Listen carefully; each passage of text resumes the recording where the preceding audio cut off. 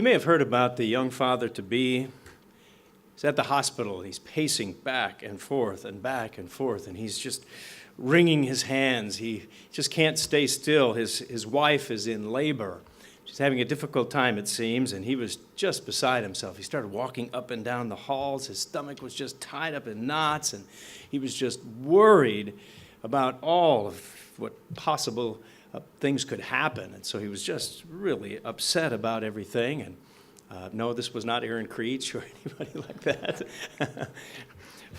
But he was just sweating and perspiring, and he was just agonizing over all these terrible feelings of what could happen and if everything would be okay. But finally, 4 o'clock in the morning, a nurse comes into the waiting room and says, "Oh, I've got wonderful, wonderful news. You have a little girl." The father said, "Wow, that's great. I am so thankful it's a girl. She'll never have to go through the things I went through tonight."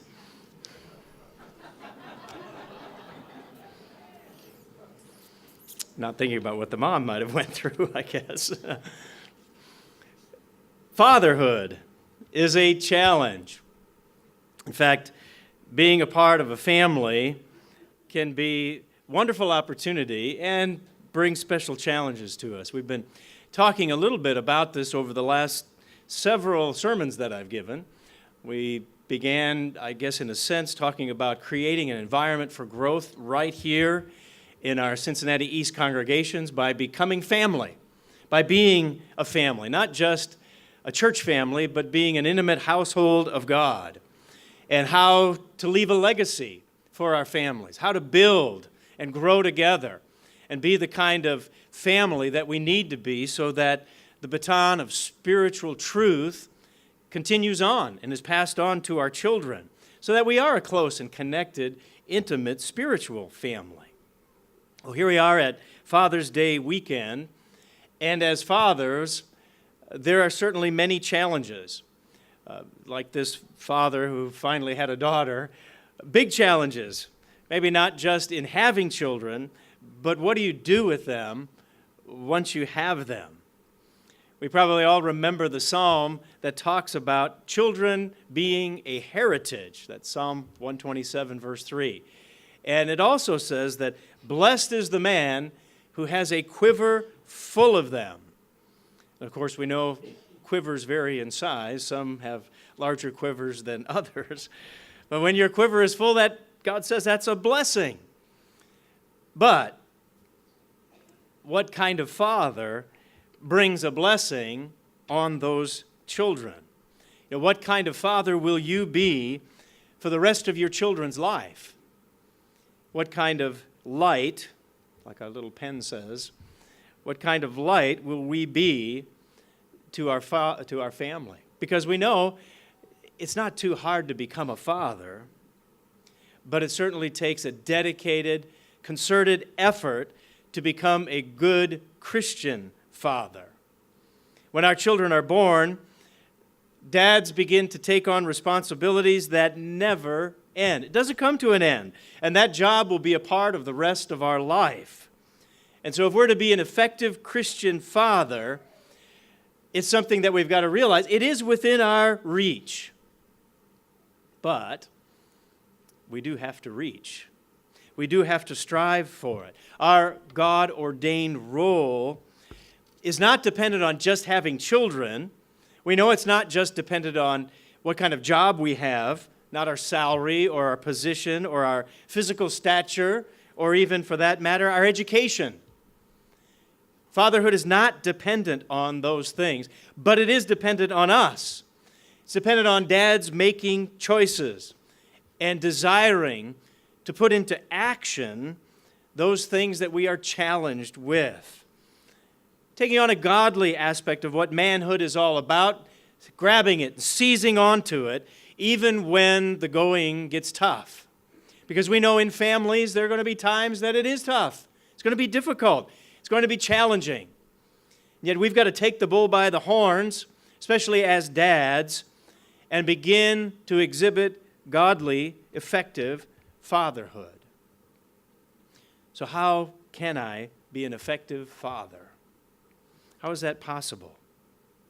Well, I'd like to share several keys in how to do just that, how to be an effective Christian father. Now, they're not awe-inspiring points, I don't think. I think they're pretty basic, pretty simple, maybe incredibly simple. But at the same time, these very simple concepts are profound when you consider them. And I think as we go through these various points, it's not something that we as mothers or grandmothers or grandfathers can say, oh yeah, that's for the dads, been there, done that. I don't have to worry about those kinds of things. I think if we all could put these simple keys into practice, it would change. It would change our families individually, and it couldn't help but change our spiritual family as well. And so no matter where we are in life, I think these keys can apply to each and every one of us. And the first one is so simple. As a father, we need to be there. We need to be there for our children. That means we've got to accept, as God's people, we've got to accept the fact that God has ordained the role of fatherhood. And so dads, what does that mean to us? Well, it means we've got to be a living sacrifice. You can write down Romans 12:1. We're to be a living sacrifice to our family, a living sacrifice of love, a living sacrifice of care, a living sacrifice of time. And it's something that God doesn't just say, well, this would be a nice idea, or if you happen to be able to, come up with the extra time, you should try to do this. No, it doesn't say that. God reminds us our life is to be an offering. A true godly father's life is an offering to his family and to his children. And so, if we are true godly fathers, that means we're going to be dedicated to developing our family to their full potential, to their full God-given potential. And, as we look at this, we could say, well, yeah, okay, that's kind of a no-brainer. But you know what? What tends to happen, we know this. We all know that to be healthy, we should eat right and exercise every day. How many of us do that? Okay, we don't. We know it to be true, but we have a tendency not to do that. But some of us do a pretty good job of that, and that's wonderful. But when it comes to being a parent, being a godly father, okay, we understand we've got to be there for our kids, and it's not the fact that our children aren't important to us. But what does happen? Well, we get caught up in life. Life is busy. There's lots of things going on. There are so many demands that are put on us as parents that sometimes our priorities get shifted. They get moved. They get shuffled. They sometimes have to change. But wait a second. As men, after God and our spouse, our children are the very next priority in our life. Not our jobs, not other activities. It's our family. God first, and then our family. Because our kids didn't just show up. They didn't ask to be born.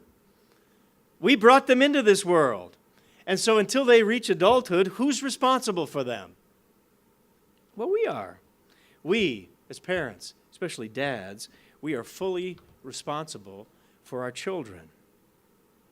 And all too often, we can get off track. And it's the story of so many. You don't have to be the president or a prime minister or a king to get priorities shuffled. You don't have to be a plumber or a minister or a machinist, whatever, to get off track. You see, men, to be honest, all too often what happens is that we give our children everything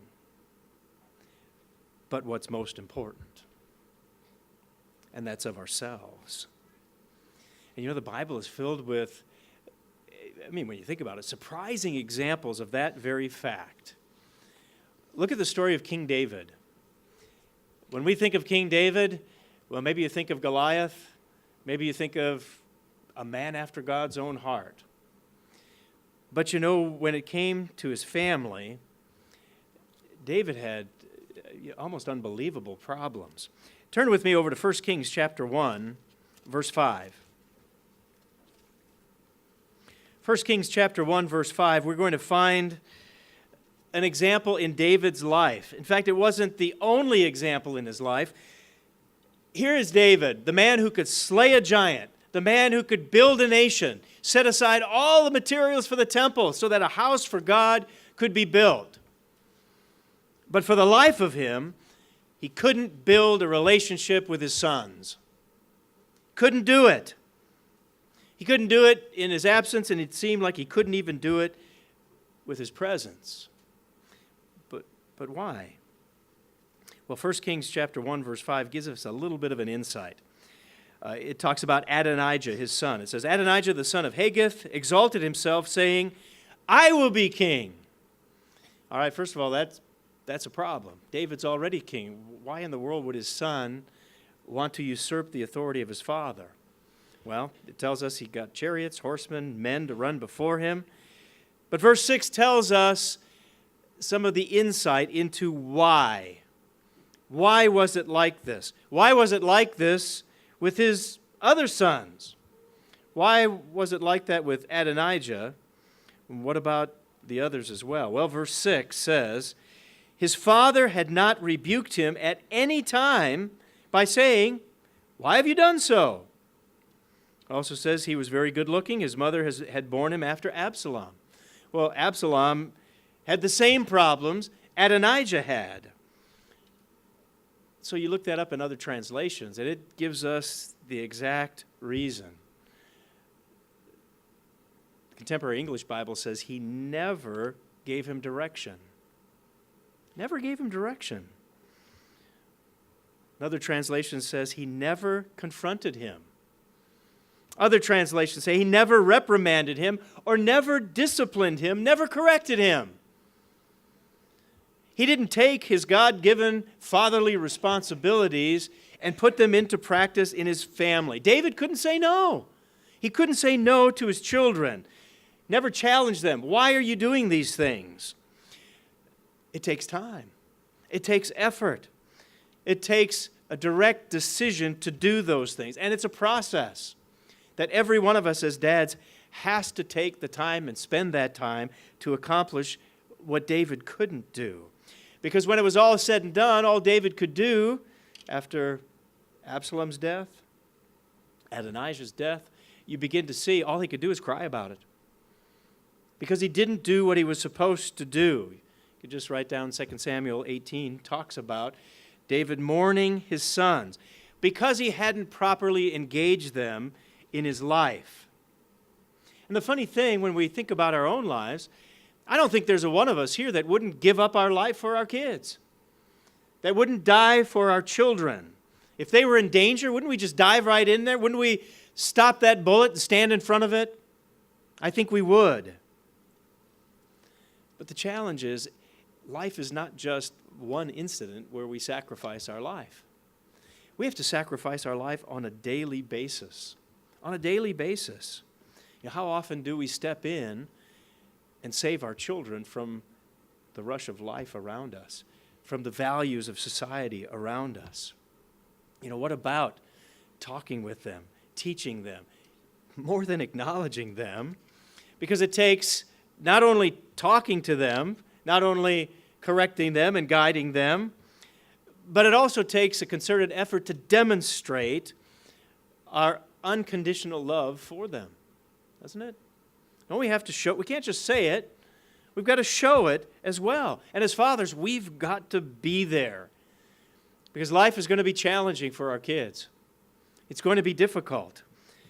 And it seems like the way this world is going, there's more and more of those lightning bolts that would strike and try to take out our kids. And the frequency and the difficulty of those things seem to occur more and more and more.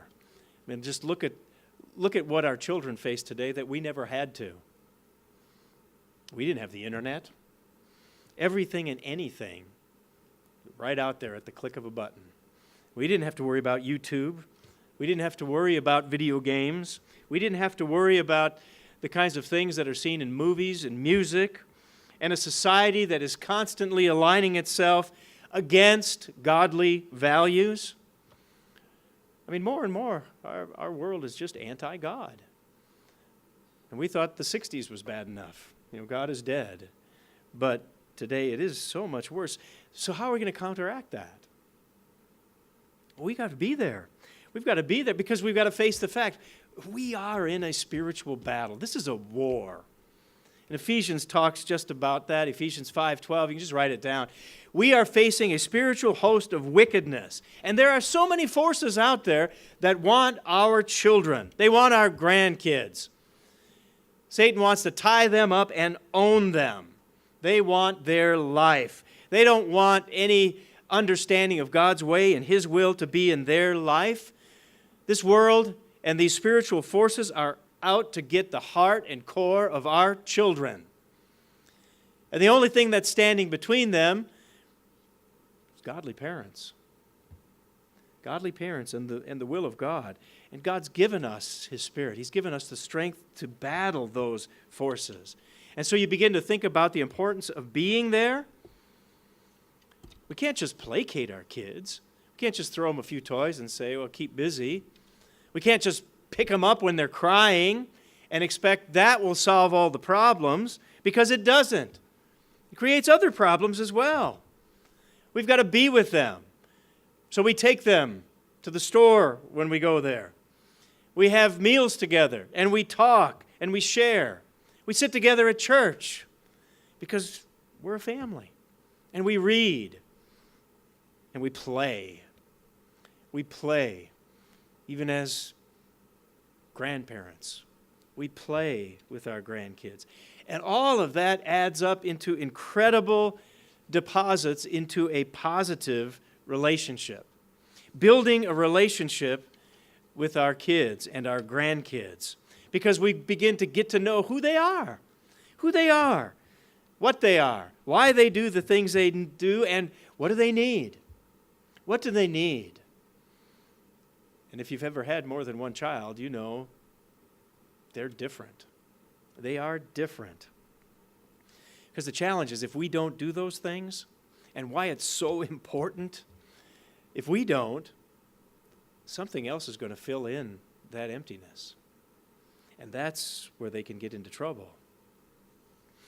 Over in 1 John, we're given a little bit of an insight into God's example, the example that we want to strive to emulate. 1 John chapter 3, verse 1, right at the beginning of 1 John chapter 3.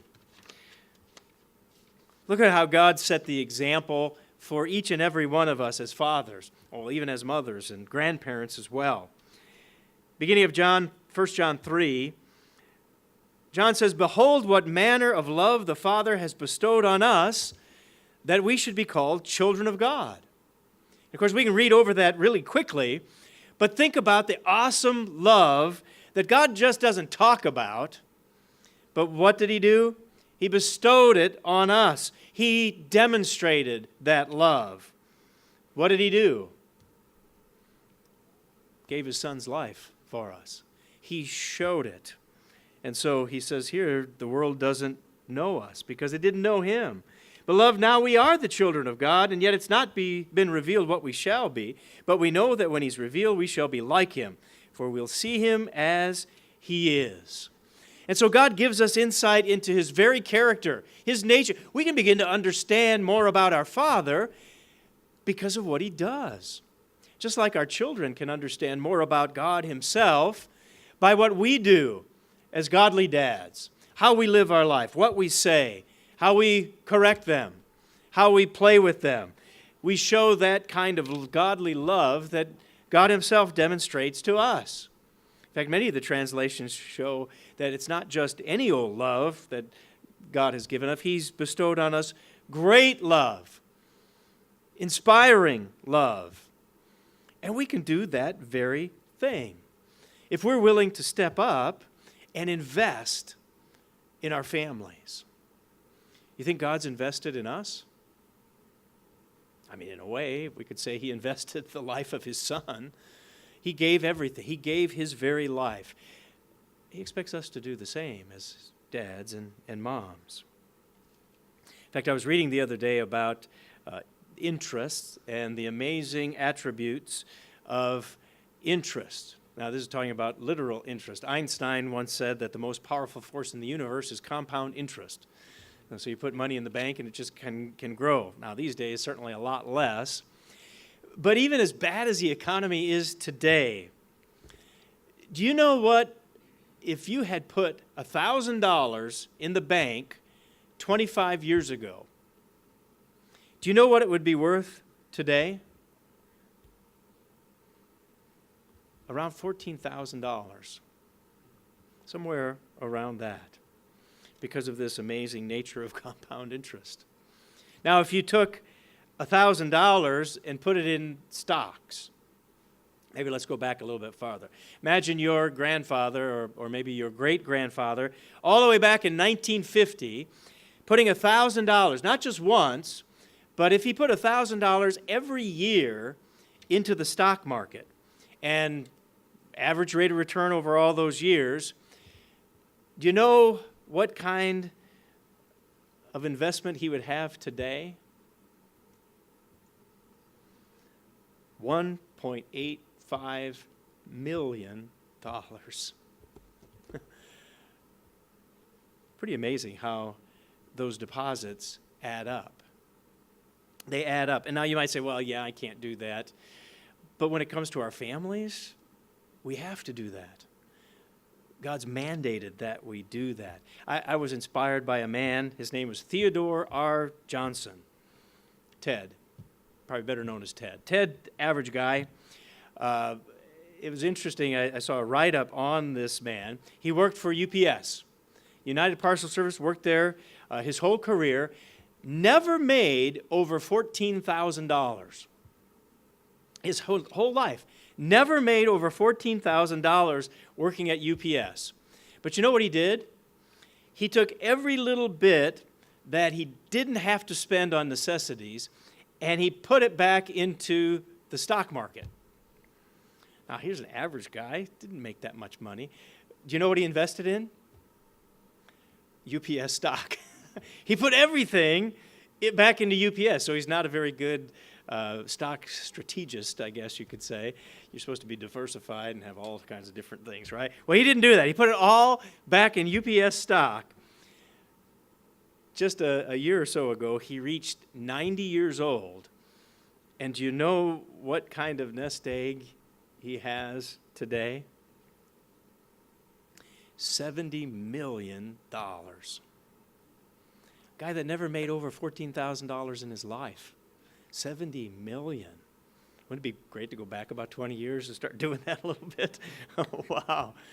I mean, that is phenomenal. And I think just like that kind of interest, that kind of deposit, it was a matter of small deposits over time that ended up to be a monumental impact in his finances. So, never really had to work a day of his life and gave it to his kids and his relatives when he died.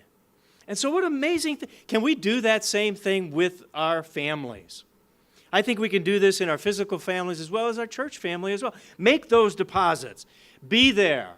Be there for our families, even when we may not think it's necessary, even when it's inconvenient, and even when it's not appreciated. We have to do those things if we're going to combat all the forces that are out there working against our children. We've got to work against the peer pressure. We've got to spend the time with our children, or somebody else will, or something else will. And so we've got to be interested in what they're interested in. What are their hobbies? What is their schooling like? How important is it to them? What are alternate activities that we can help them with so they don't get themselves into trouble? Can we help them to be productive with their time? I think as parents and grandparents, we can do that. And in fact, we have a responsibility to do that. As parents, we have that responsibility to help them with all the negatives that are out there, especially the negative peer pressure that's out there. there's an amazing proverb right at the very beginning of the book. Proverbs chapter 1, verse 8. Proverbs chapter 1, verse 8 talks a little bit about this negative peer pressure and how it impacts our families. It's also interesting that this proverb talks to the children too. So, young people, here's a proverb for you that you can listen to, and you can see that you have a responsibility toward your parents. It's not just all dependent on mom and dad. As children, I have a responsibility to my parents, and I have a responsibility to God as well. And this proverb focuses on that. Let's notice it. Verse 8. This may read a little bit different than the King James or the New King James. I'm going to read this from the Message. Verse 8 starts, "Pay close attention to what your father tells you. Never forget what you learned at your mother's knee." So kids, we got to listen to mom and dad. That's what it's telling us. It says, "Wear their counsel like flowers in your hair, like rings on your fingers." Sometimes you put a ring on and you can't get it off. And in this case, that's a very good thing. It's a good reminder. Keep in mind what your parents are teaching you. It goes on, verse 10. "If bad companions tempt you, don't go along with them." And boy, are the temptations out there. If they tempt you, don't do it. Don't do it. Now, in this case, they say, let's go out. Let's raise a ruckus. Let's beat up some old man. Let's mug some old woman. Let's pick them clean. Get them ready for their funerals. Now, maybe the thing that your friends are luring you into aren't seemingly that bad. But we start heading down that path, and before you know it, you could end up in a situation like this. Verse 15, it says, "Oh, friend, don't give them a second look. Don't listen to them for a minute. They're racing to a very bad end, hurrying to ruin everything they lay their hands on." It says nobody robs a bank with everyone watching, yet that's what these people are doing. They're doing themselves in. When you try to get for yourselves, that's what happens. The more you get, the less you are. And so as parents, we fight against that. We've got to make sure that we are close to our children and provide opportunities for good things and help them to be able to battle the peer pressure, because there will be times we are not there, and they are out there on their own, and they've got to make choices. And so we've got to help them so they do make those right choices when they're faced with those things. And of course, we might say, well, I'm not a very good dad. You know, I'm not a very good mom. I guess I don't know how to be. Well, learn how. Get the help that you need to be a good parent. We have plenty of moms and dads right here in our congregation that have had amazing experiences. Talk to them. Get advice from them. Seek understanding. Become more educated. There's amazing free opportunities that are right here in our community, offered by Claremont County, where you can learn to be a better parent. And there's really good principles. Now, they might not be reading out of the Bible, but they have great principles on how to be a better mom or dad. Why not take advantage of those? If you need the help, get it. And of course, I think part of it is we shouldn't sell ourselves short, because sometimes it's just the smallest things. The smallest things can make such a huge difference. I was reading the story about a man named James Boswell. James Boswell, probably never heard of him, but he was a famous biographer. He wrote maybe one of the most famous biographies in English history. He wrote a biography of a man named Samuel Johnson, so you probably never heard of either one. I hadn't really heard of them before, reading a little bit about it. But here's a man who became known as the greatest biographer, or the greatest biography written in English. So as a poet and a writer and an essayist and all this sort of thing, you know, the man was famous in his time, which is several centuries ago. But what was interesting about this man, James Boswell, one of the things when he would write about his personal life, he would write often about a very special day in his life. And that day that he would write about was all the way back in his childhood, when he was just a kid. And he would often write about a specific day when his dad took him fishing. And he would look back on that day. And as an adult, that day was absolutely fixed in his mind. And he would often reflect on that day. And also a lot about the other things his father had taught him. And, some of the things of that, what he considered an amazing experience while fishing with his dad. Now, that's a pretty simple thing. Fishing with your dad, that takes a little bit of time, doesn't it? But he looked at that as almost a turning point in his life. Now, it's interesting, after Boswell's death, people had heard that story about that fishing day in his life. And a man finally decided to check that day out, not with Boswell, but to look up his father. And they came across his father's journal, where he kept track of what his life was like. So here's Boswell's father's journal, and they searched that journal to find out what happened on that amazing fishing day. That day of fishing must have been absolutely profound. So they found his dad's journal. They searched through it. They found the day, and they found his father's entry on that very day. Do you know what his father wrote? His father wrote one sentence. It said, "Gone fishing today with my son. A day wasted."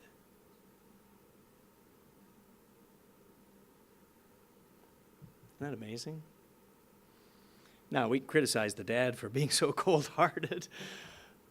But sometimes, put yourself in that position, Dad. You ever felt that way? Like, I'm just going to waste time with my kids. And we don't see it as anything important. But to that child, it could be a life-altering experience.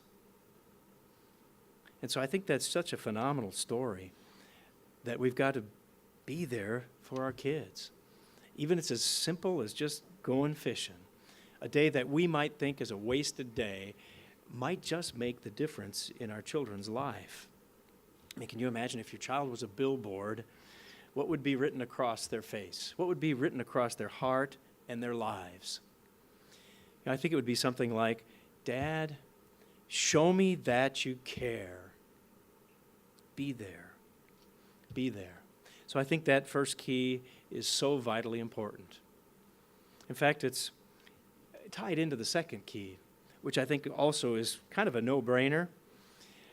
But as a dad, we not only have to be there, but we have to be the right example. We have to be the right example. What do our kids take in as they live around us, as they live in our household? They take it all in. They take it all in. And how much does a good example speak? A good example speaks so much louder than any of the words that we can say. What we do impacts our families in an amazing way.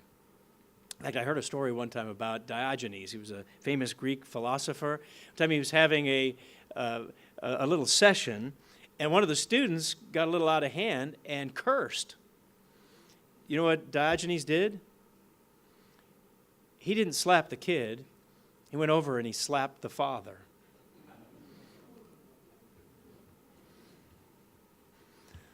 How many of us would get slapped? Right? Amazing when we begin to think about it. Because as the role that God has given us, there are responsibilities as parents. We have those responsibilities. And we shape our children's lives. As much as at times we want to say, well, it's not my fault. We do. And God set that example. You might just write down Isaiah 64. Isaiah 64 in verse 8, it talks about how God is the potter and we are the clay. So spiritually, God molds us and shapes us, and He guides us if we'll listen to Him, and He sets the ultimate example for us. Well, it's not much different in our families. that God's established this family to be a kind of representation of what's going on spiritually. So certainly, as fathers and as mothers, we shape and we mold and we help determine our children's future. And so it's something that we've got to be sure that we're setting the right example for our kids. And that doesn't mean we have to know it all or be, brilliant Einsteins or things like that. That's just not the case. Sometimes it might be as simple as going fishing. You may have heard the story about a different kind of fishing trip. One day, a man took his son fishing, and after they're floating around in the boat, not much was happening, little boy finally said, "Well, Dad, how does this boat stay on top of the water? How does it float?" His dad thought about it for a minute, and he said, I don't really know why a boat floats. That's a pretty good question. Well, they sat there for a little while longer, and then the son thought of something else. He said, "Dad, how is it that the fish, they're under the water, and if I go under the water, I'm going to drown, but how do those fish breathe under there?" And the dad said, "That's a really good question. I don't really know how they do that." And so the son thought a little bit more and getting kind of bored, kind of looking around. And he says, "Dad, look at the sky. It's a beautiful day. Well, why is the sky blue?" And you know the answer. Dad said, "Well, I don't know. I'm not really sure why it's blue." So finally the son said, I'm sorry, Dad. You're probably tired of me asking all these questions. I'm sorry for asking so many questions. Of course, the dad said, "Oh, listen, this is no problem, son. If you don't ask questions, how are you ever going to learn anything?" Of course, you got to ask the right guy, I guess, if you're going to learn anything, aren't you? But an interesting point when it comes to our example. What is our example, even as moms and dads? Do we love learning? Do we love learning and set that example for our children? Because no doubt we can give those things and pass them on to our children. And of course, as a right example, probably the greatest gift we can give is a good example. And as a dad, a good example with their mother. A good example with their mother. I think one of the greatest things is to have a right relationship as husband and wife, because that sets the tone. How to have a relationship. How do you get along? And wives and mothers have a responsibility as well. Husbands are to love their wives. Wives are to respect their husbands. They do it in front of their children. And the kids see it all. They see the things in public. They see the things in private. And they see either an inconsistency or a consistency in that relationship. And they're going to learn relationship skills from us as their parents. And so they're almost like little detectives. They're detecting what a good relationship is like. They're detecting what a good marriage is like. They know when it's nice. They know when it's warm. They know when it's caring. They know when it's loving. They know when there's difficulties. And they see those difficulties either resolved or, if they're left, unresolved. They see and understand deep respect. They see love, or anything else in between, demonstrated right before their eyes. And so it's a command that to fathers, God says, love your wives. I think it helps determine the kind of place that we live. Is our residence a home, or is it just kind of a house? Is it just a place that people come and go, basically take care of themselves, do their own thing, and come and go as they want? I mean, just a resource center, you might say. Well, we stock up, we eat, and we get out of there. Oh, well, we might sleep there a few hours, and we're off and doing our own thing. But I think as an example of kindness, tenderness, love, laughter, those kinds of things make just a house something totally different. When there is love, when there is affection, when there is conflict resolution, imagine that. That makes that place so much different. You see, a real godly home is where power phrases are spoken.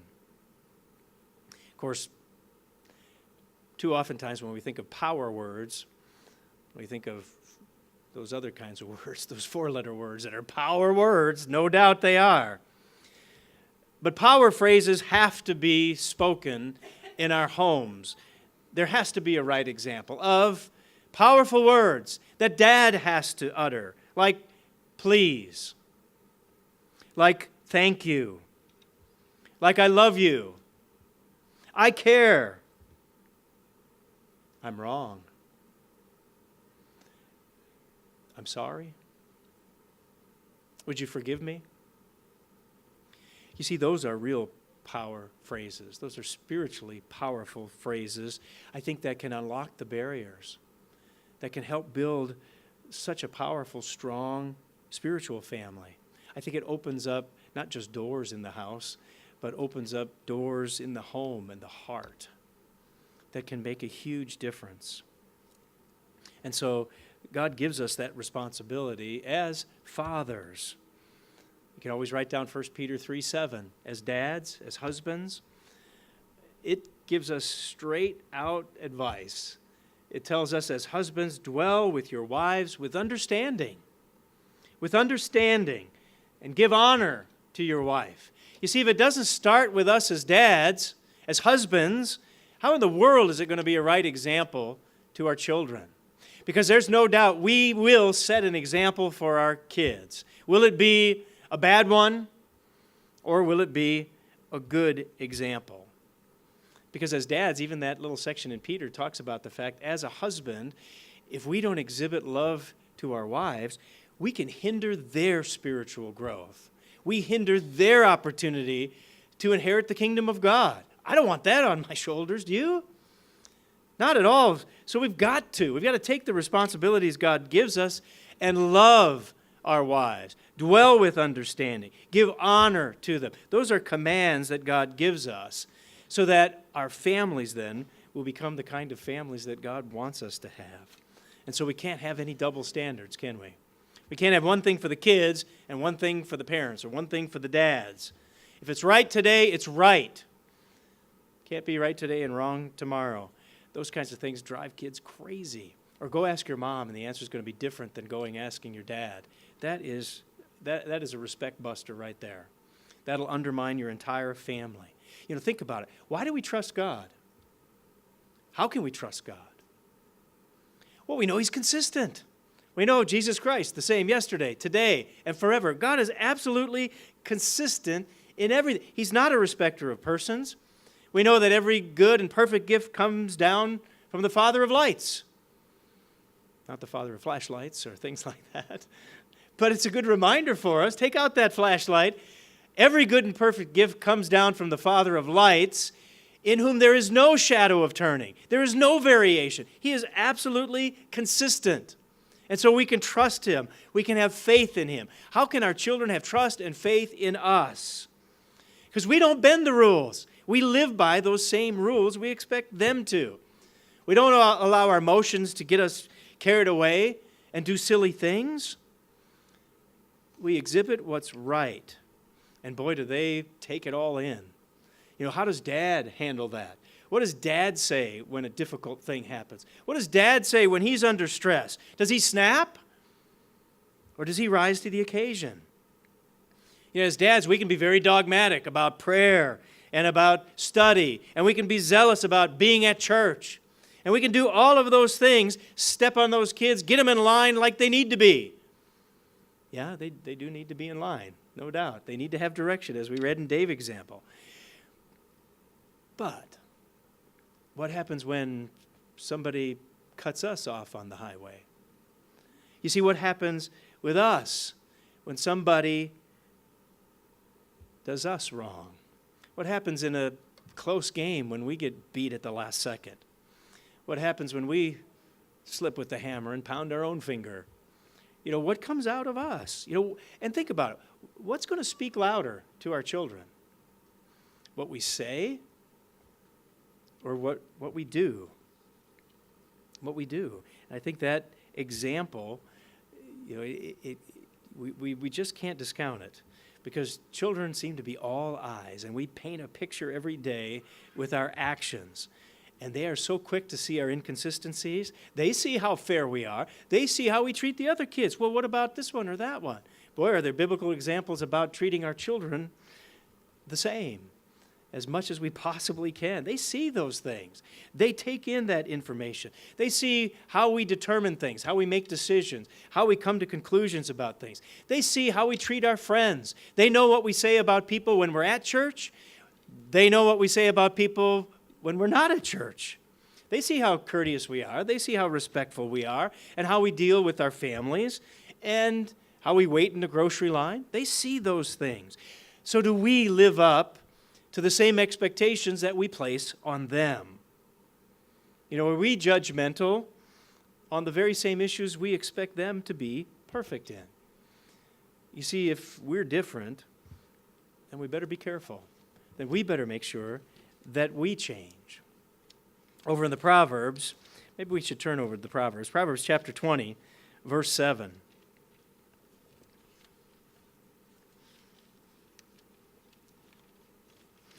Proverbs chapter 20, verse 7. I was thinking about Father's Day, and this particular passage came to mind. In Proverbs chapter 20, verse 7, it says, "The righteous man walks in his integrity. His children are blessed after him." So we have a direct connection between example and the impact on our children.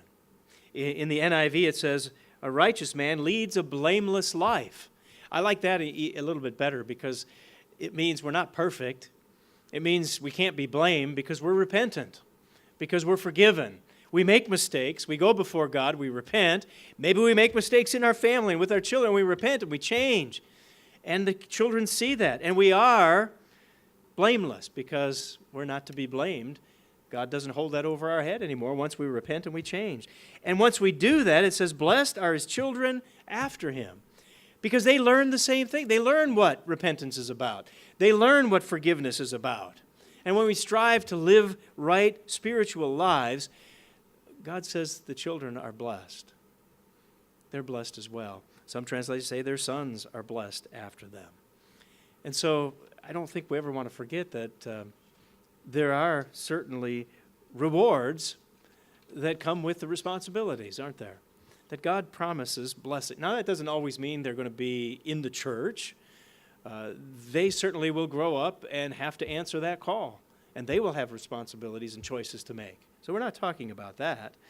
But it does say there are certainly blessings that come of it. And so as dads, boy, do we have a responsibility when it comes to that. And of course, that also means as dads, sometimes we can be a little too heavy-handed. We can be a little overbearing.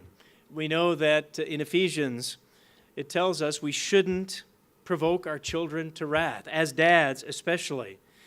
Fathers, don't provoke your children to wrath. That's Ephesians 6:4.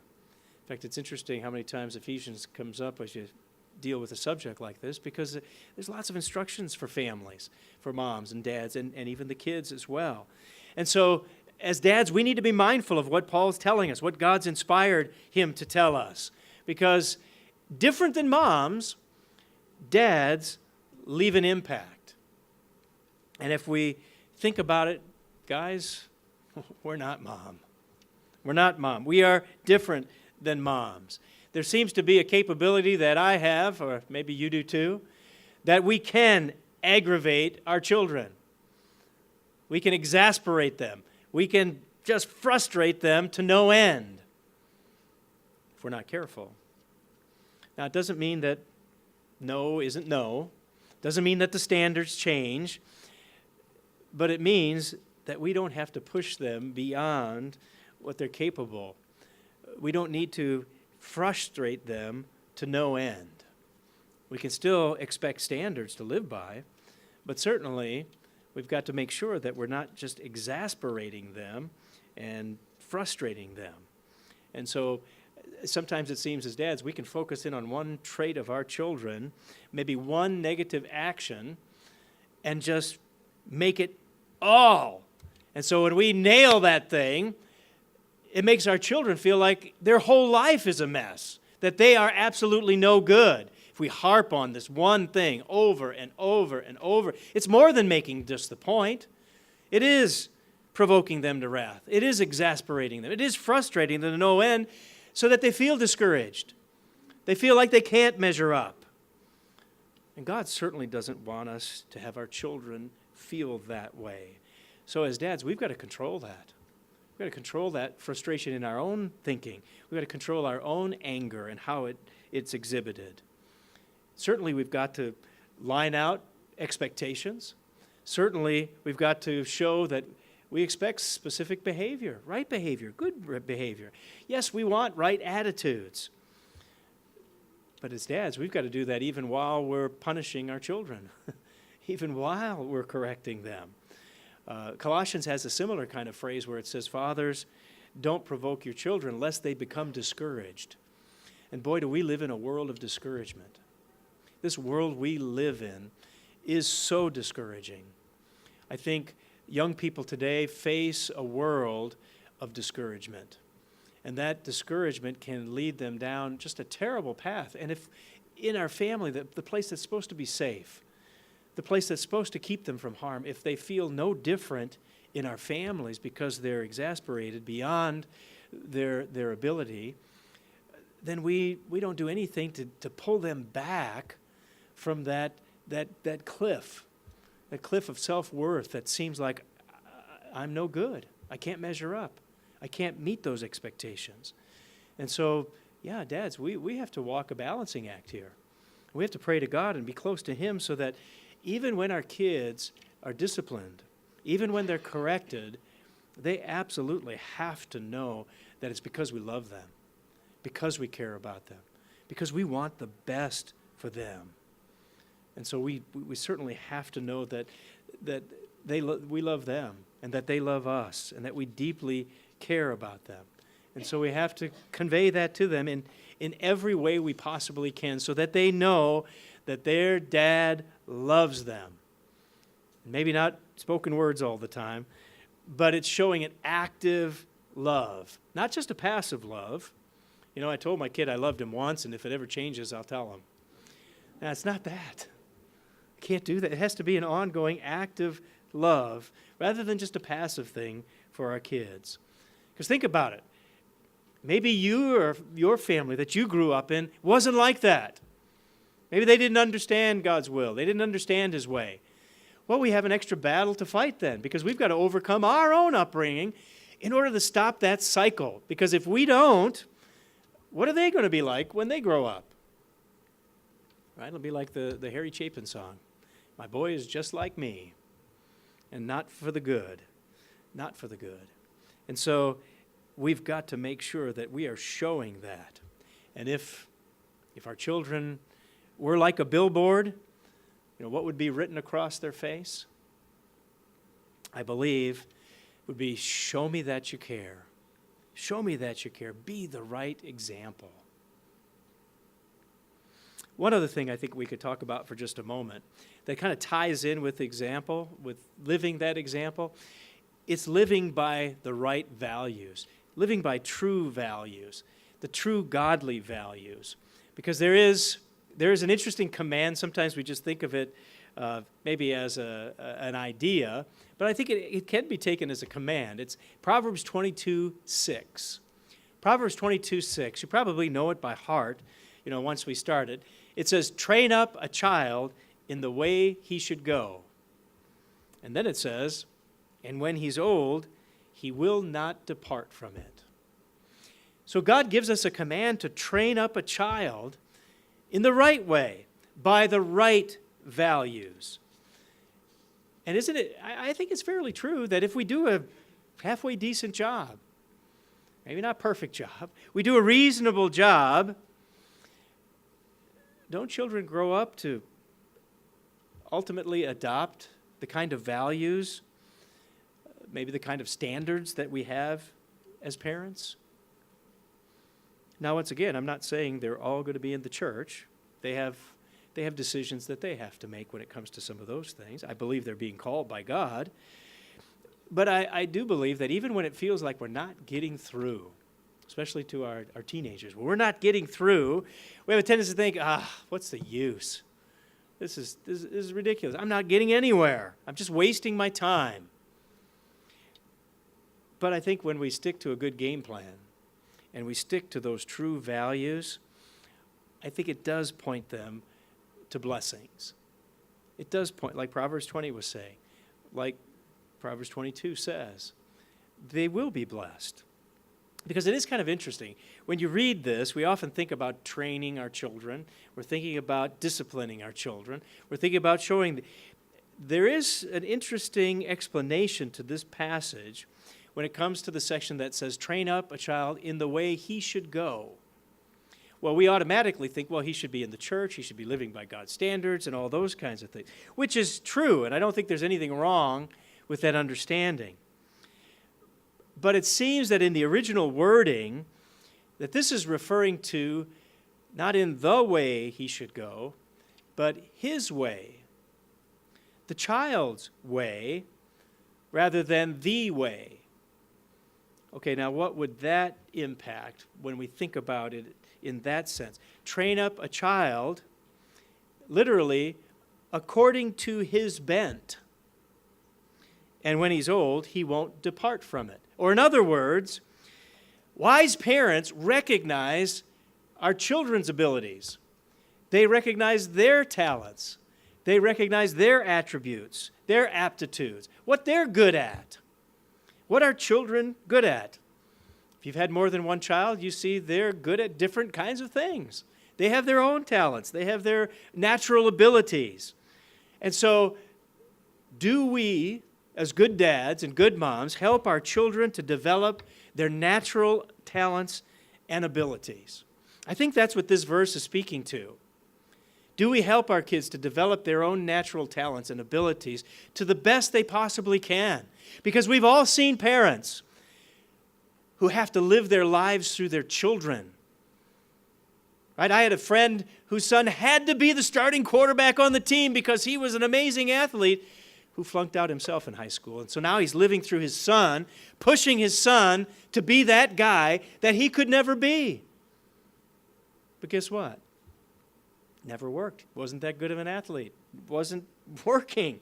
But he pushed him and pushed him and pushed him till their relationship fell apart because he could never measure up to what his dad wanted. That wasn't an ability that he was given. He didn't have that natural bent. But his father failed to see it. But as godly parents, God's telling us here to recognize our children's abilities and their gifts and their potential and help them to develop it to the very full. That's what God wants us to do.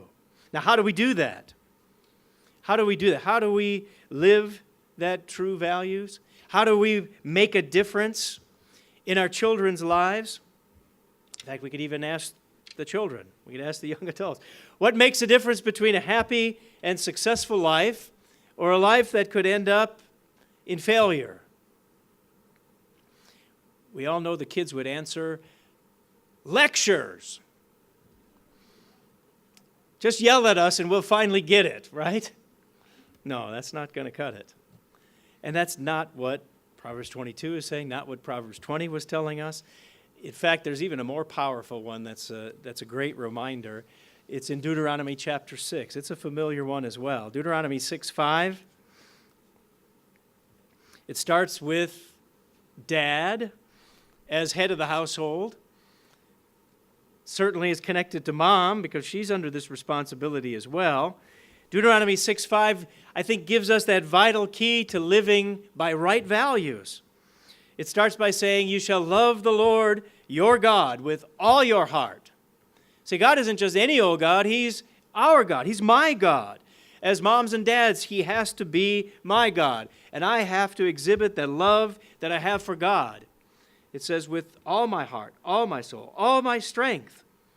And as a result, it says, these words which I command you today shall be in your heart. See, it starts with us. Then it says, you shall teach them diligently to your children. And that's not talking about just lecturing them, is it? Because we could teach them, they could memorize it, And as soon as they're 18, they're out of here. They're out of your family. They're out of your life. Now, I'm not saying that they don't have responsibilities and they don't have choices, but there is this connection. Sometimes we drive them that way. Sometimes we try to bend them with their career. We try to bend them in their activities or their sports or their music or whatever it may be to what we want them to be. And we want to make them little mini-me's. But God says that doesn't work. So instead, he tells us, we put God first in our lives. We teach them. And how do we teach them? It says here, when we talk about them, when we sit in the house, when we're relaxing, when we're just eating. He says when we're walking by the way, when we lie down, when you rise up. You see, when we plan family activities together, when we do things together. It's not just talking about sitting down in the classroom and lecturing them. Not that sometimes we got to do that too. Sometimes we do have to do that. But here he's talking about practical, hands-on, down-to-earth, applying God's way, whatever comes up in life. Of course, if we're not together, we're not going to have those opportunities. So it takes so much more than just this, well, I went to church and we were all together when we went there on the Sabbath. We know that's not the way. It's got to be our regular practice. It's got to be our life all week long, every day of the week. And so it becomes then not just something we do, but it is our life. It is our way. It is our way of life. Because it's certainly a myth to think that TV or computers or video games are the best babysitters of all. Because we know that's not it. That is not it. You know, especially with our preteens. Boy, can that be a difficult thing. But here we find God telling us about his kind of classroom. The kind of classroom that as dads, we have the privilege to be the instructor in those classrooms. And so we can do that very thing. In the classroom of life, we can be different. It's kind of like the little boy went to school and asked his teacher about how life began. And the teacher said, well, we are all evolved. We came from monkeys, we evolved. Went home, said to Dad, how did people come about? And Dad said, well, God created us. God made Adam and Eve, and then all mankind came through them. And the little boy was a little confused. He said, well, Dad, my teacher said that we evolved from monkeys, and you say that God made us. Well, why is that?